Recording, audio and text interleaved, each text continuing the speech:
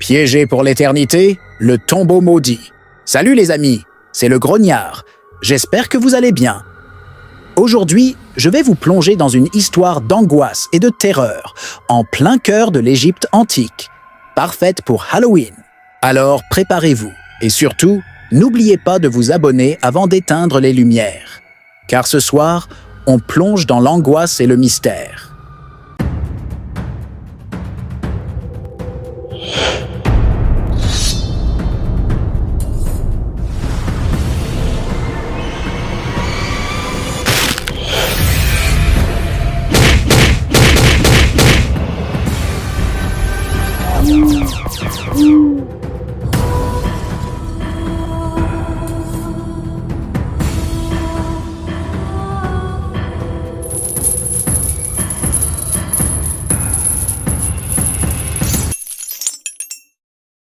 Seth était un scribe respecté dans la cour du pharaon, mais il avait une obsession, les mystères des tombes royales.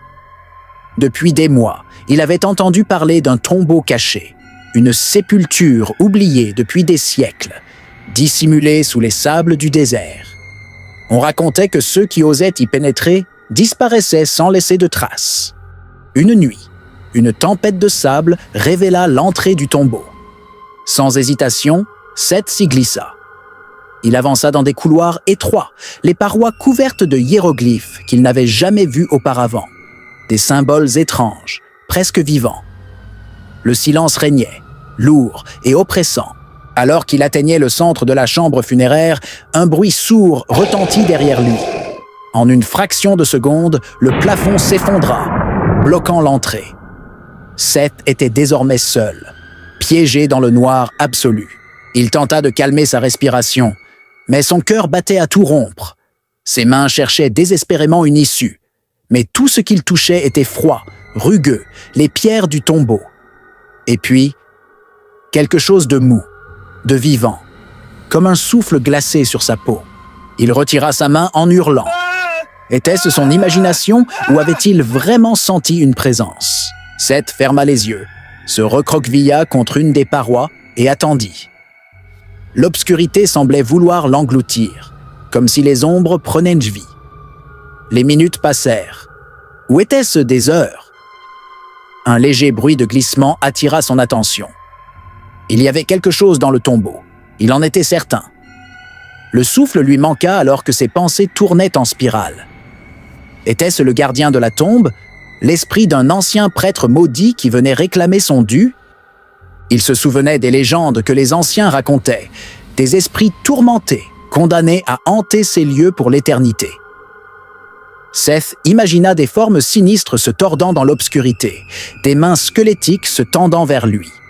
Il sentit une présence derrière lui, glaciale, silencieuse, comme un murmure à peine audible, dans une langue morte depuis des millénaires. Les voix, elles étaient nées là. Elles chuchotaient dans sa tête, se moquant de lui. Elle l'appelait par son nom. Seth. C'était à peine perceptible, mais cela résonnait dans son esprit comme un cri. Prisonnier du noir, il sentit sa raison vaciller.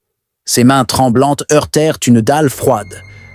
Un instant, l'idée de la déplacer le traversa, mais une terreur pure l'envahit. Et si c'était un sarcophage? Un murmure? Ou était-ce un souffle? Il posa son oreille contre la pierre. Des bruits de grattements sourds résonnaient de l'intérieur, comme si quelque chose cherchait à sortir. Soudain, la pierre bougea légèrement sous sa main. Un craquement se fit entendre dans l'obscurité, puis un grondement. Seth hurla. Il tenta de fuir, de se redresser, mais ses jambes ne répondaient plus. Le sarcophage s'ouvrait lentement, comme un gouffre noir se dévoilant dans les ténèbres. Et là, sous le regard impuissant de Seth, quelque chose en sortit. Une ombre immense, informe, les yeux d'un rouge incandescent. Le scribe sentit un souffle chaud sur sa nuque, et plus rien. Quand les pilleurs de tombes retrouvèrent l'entrée des siècles plus tard, il ne restait plus rien de Seth, seulement des inscriptions gravées à même la pierre, d'une main tremblante.